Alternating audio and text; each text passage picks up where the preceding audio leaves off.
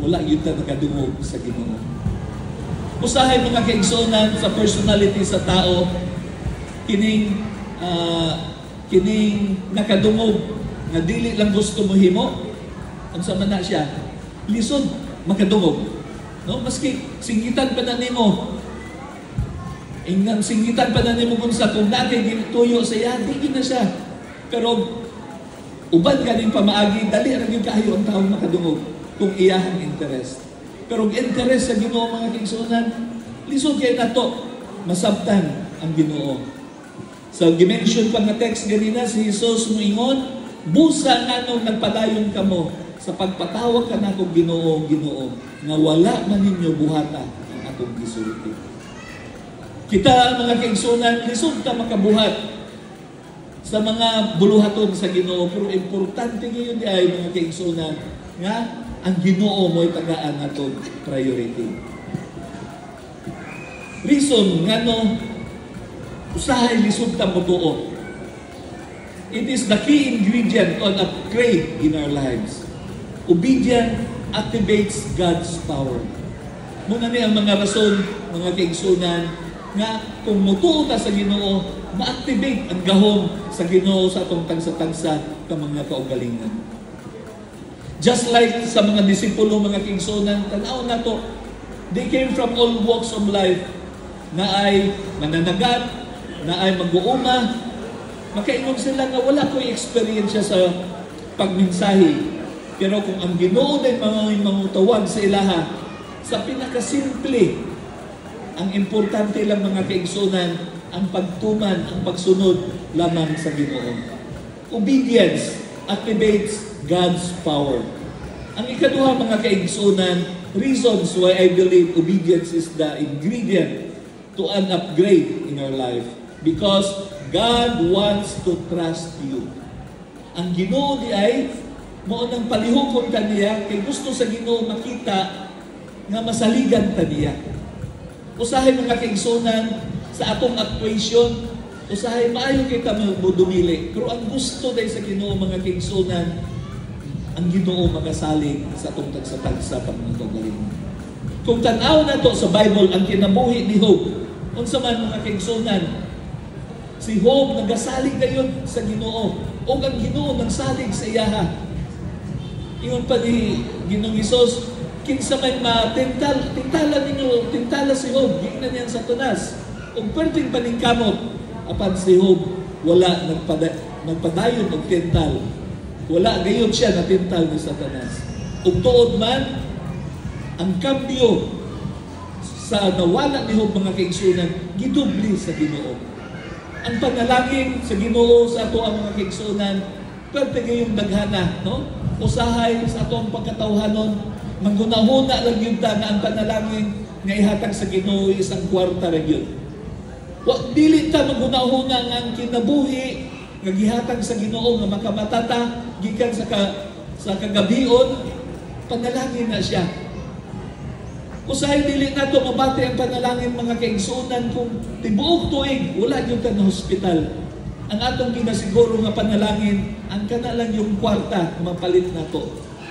It is true human tendency nga kita dapat mahimong masaligan sa Ginoo. God has entrusted you with His plans and has sent His Spirit as a seal of His presence to labor with you. So, ang Ginoo nagahatag o mga plano para sa atoa. Ang plano sa Ginoo nga makita sa Jeremiah chapter 29 verse 11, nag-ingon nga, plano na para sa atoa. Wala pa ta kabalo, ang Ginoo na may plano. Pero usahay, kita lang yun mutipas sa mga plano sa Ginoo. Reason, I believe, that obedience is a key ingredient to an upgrade in our lives is that God's way is the best way. Mutuo ba mo mga kaigsunan? Pangutanon po na ako akong kagalingon, mutuo ba ko kahakuana? Apan atong usahay mo unay challenging na quotation nga mahitabo sa atong kinabuhi. God's way is the best way. Usahay muingon ta nga ang ako ang pamaagi maron gyud matuman. Ang Ginoo sunod na. Pero kung atong lang tawon, kung mga challenges mo amon sa atong kinabuhi mga kaigsuonan, diha day ka makaingon that God's way is the best way. In Romans chapter 6 verse 4 nagaingon, sa paglakaw nato diha sa kang Kristo, we are therefore buried with Him through baptism into death, in order that as Jesus was raised from the dead through the glory of the Father, so many may live a new life. So sa ato pa diay mga kaigsuonan, pinaagi sa bautismo na nagrepresentar sa kamatayon ni Ginoong Hesus, o kita gibanhaw ni ana, giluwas kita niya pagbalik mga kaigsuonan, we came into a new life. Nabago ang sa tagsa-tagsa nato kami kaugalingon. Sometimes we are not walking in the newness of God's life. Usahay mga kaigsuonan, lahi ang atong ginalakwan, no? Kung tan-aw nato, usahay madali ta, mawili ta sa mga katigayunan nga naa sa kalibutan. There was an experience, no, nga kini personal lang ko may experience, may tungod sa akong apuhan. Akong apuhan mga kaigsuonan, hilig siya og tipig-tipig og mga paninapi niya. Ngayon usa ka panahon nga na-hospital siya. Natingala mi ngano mouli gyud siya. Ngano mouli man gyud siya nga wala pa man gyud siya naayo gikan sa iyang pagka-hospital.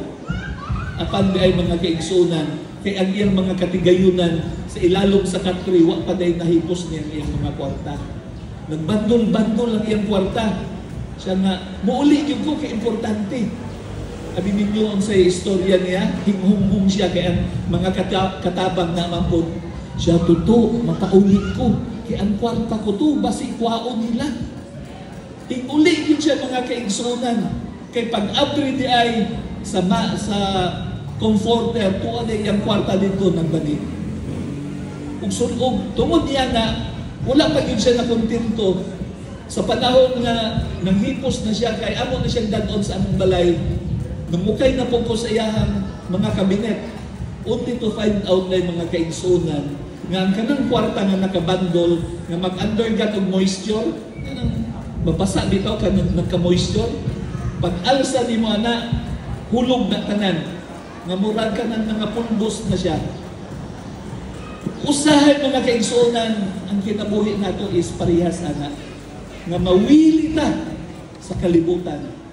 We will not be walking in the newness of God's life. Kaya nga naman, ang atong kinabuhi mo atong gilakwan, o mo sa karason, ng tuo kahata, nga kana nga mga butang, kawangangan ng gina siya.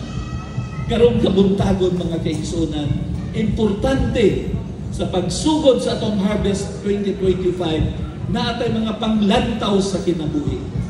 Na atay mga handom sa kinabuhi, nga mahimo tang maayong piniyalan sa relasyon mga kaigsuonan. Usahay mahimotang piniyalan sa paninabi. Usahay mahimotang piniyalan sa mga propiedad na ihatag sa Ginoo. Apan ang usa ka rason po di ay dapat mahimotang piniyalan sa ato ang relasyon. What is steward of our relationship mga kaigsuonan?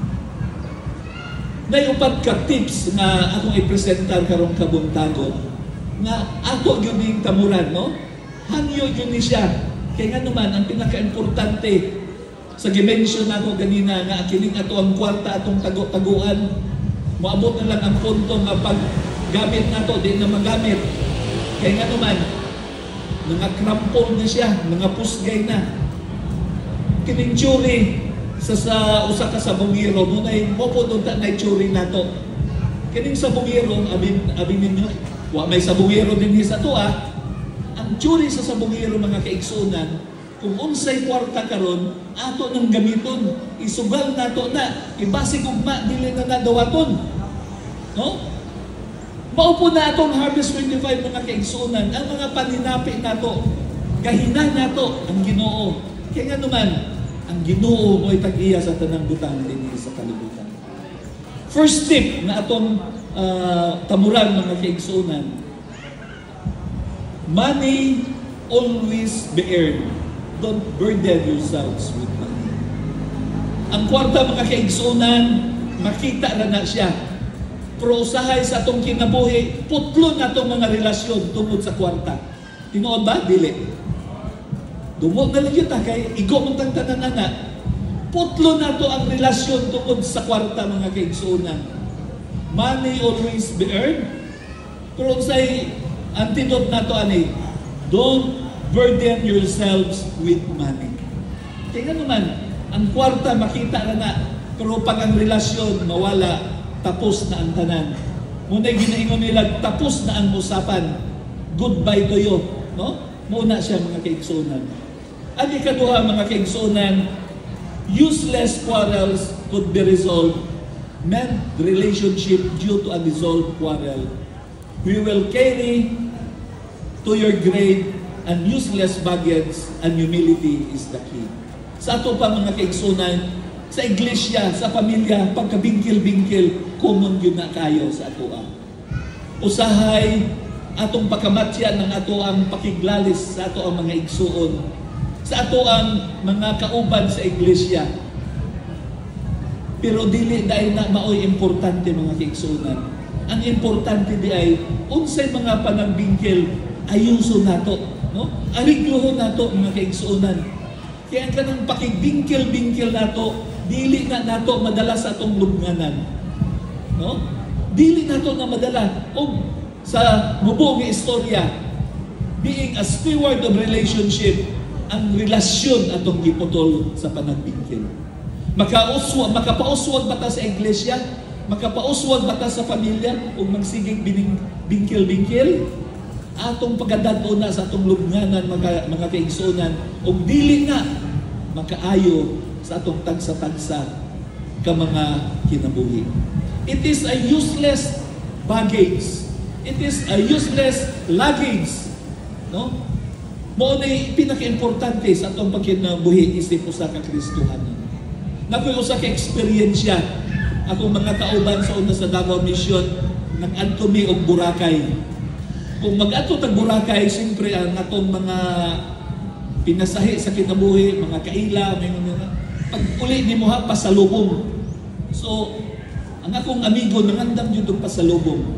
Abi ninyo, mga kaigsunan, sa kapaghipos siya, ako naningi balik-balik na experience na nagapaghipos siya, ako siyang giingnan ko, asa kay maayo ka ng imuhang mga ipangbalit na nangabungkag, isahon lang ka na nimo. Sige lang, okay raman eh.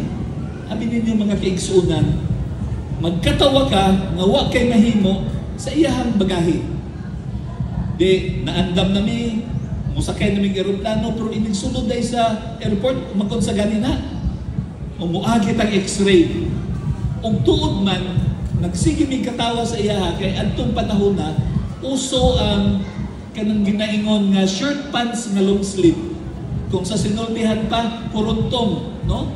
Kanang ginatawag nila cargo shorts, pero murag below the knee. Pero perting nuaga, mga kaigsuunan. Pagsulod na namo sa x-ray, kung sa may mahitabo diha kung sa x-ray, kuhaon ang bakos, no? Kay dili ipaapil. So ang iyang shirt pants, perting nuaga. Daghan pag yun siya gipang bit-bit. Unsa may mapicture nimo sa iyaha. Dili nimo masabtan, magkatawa ka, mga luoy, kay og buhian na yang ipagdala, ang iyang shirt pants matagak.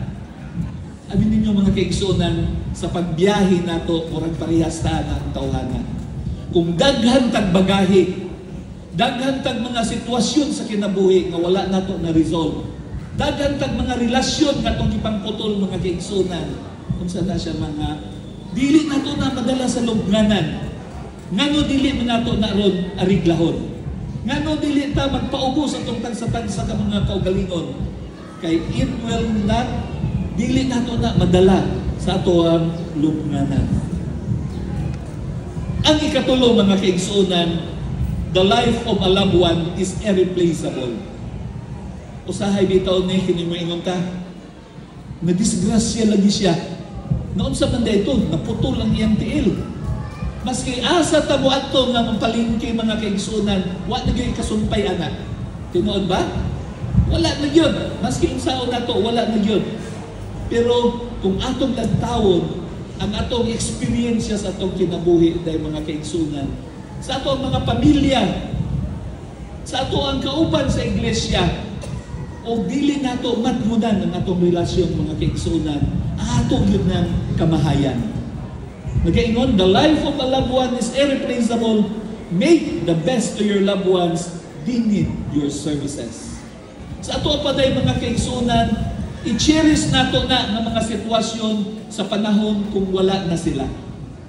Nakuyo sa ka-experience sa akong kinabuhi ng akong amahan, yung pahuway atong 2007. Ako siyang giingnan nga anang buntag nga, Father, manuroy ta, magsuroy-suroy ta sa syudad. Although dili na siya mobile, kaya usahay mag-wheelchair naman siya, pero tignipayan niya, sige, karong hapon, magsuroy ta. Suri-suri lang ta, tanaw tagsuga sa syudad. Sabi ninyo mga kaigsunan, wa ko kaabot ng alas 5. Hig-abot na lang alas 7, mupay pag-uli na ako. Nasuko na siya sa kuha. Ako nasuko po ko siya, kaya nga naman, dili kabalo mo sabot. Siya suko po siya sa kuha, kaya nga no nagpadugay-dugay ko, na dili naman dahil makasuroy siya kapil. Sabi ninyo mga kaigsunan, ang relasyon, murag nabugto atong panahon na. Pero sa panahon nga nawala ni siya, o muabot na ng mga sitwasyon sa akong pangunahuna, magsakit ang akong dugan. No? Ma-experience ninyo na mga kaigsunan, kay kana mga importante na ng mga butang sa atong kinabuhi. Relationship is one of the best thing in our life. O tuod man mga kaigsunan, dili ta makapatayon ng Harvest 2025 kung kita sa iglesia wala ng kahiusa pinaagi sa pagdusuan ng magulang. Kunang ginaingon, the life of a loved one is irreplaceable. Make the best to your loved ones. They always need your service. We cherish only once, no? Dili pa ta magmahay sa panahon nga naa pa sila. Pero sa panahon nga wala na sila, ikamahay gayon nato. And last, mga kaigsunan, the loss of your soul is your greatest failure. You can have everything, but if you lost your soul, what for? You are a failure. Ang pinaka-importante dahil mga kaigsunan, kung nawala ang ato ang relasyon diha sa Ginoo. Kung ang ato ang kalag, dili in tune diha sa Ginoo, unsa naman na ita dinhi sa kalibutan. Singitag mensahe nga ang kitang tanan makakuha tag habiling kalag para dadon sa langit. Kung kita ra man day mga kaigsunan, mo'y mabilin dinhi. Importante dahil sa atong kinabuhi mga kaigsunan, nga ang atong tagsa-tagsa ka mga kaugalingon, mahiuban, mahialay, makahimong relasyon diha sa Ginoo. The loss of your soul is your greatest failure. You can have everything. Makuha na to kung unsa na ang diri sa kalibutan. Pero pag mawala ang ato ang kalag diha kang Kristo, you are a failure. You and me is a failure sa tubangan sa Ginoo. As you journey to life, remember always happiness and travel life to a meaningful journey to God's house. Sa pagbiyahe nato mga kaigsunan, dili ta magdaghan o bagahe. Kini mga bagahe nga puno sa sala. Kini mga bagahe nga nanggubaw og mga relasyon. Apan pag-adto day sa langit mga kaigsunan, naa pa ba tong mga katigayunan nato nga atong dadon? Naa pa ba tong mga bahandi nato? Wala na mga kaigsunan. Ang pinaka-importante, ang atong kalag, ang atong relasyon nga mahimo diha kang Kristo. Hinaot pa aning adlaw ipapahulay kita magmaligod. Suportaran nato ang Harvest 2025 sa Southern Mindanao Mission. Aron kita makakuha og mga hamiling kalag ug aron kita magmaligod sa atong pagtuo diha sa Ginoo. God bless and happy Sabbath.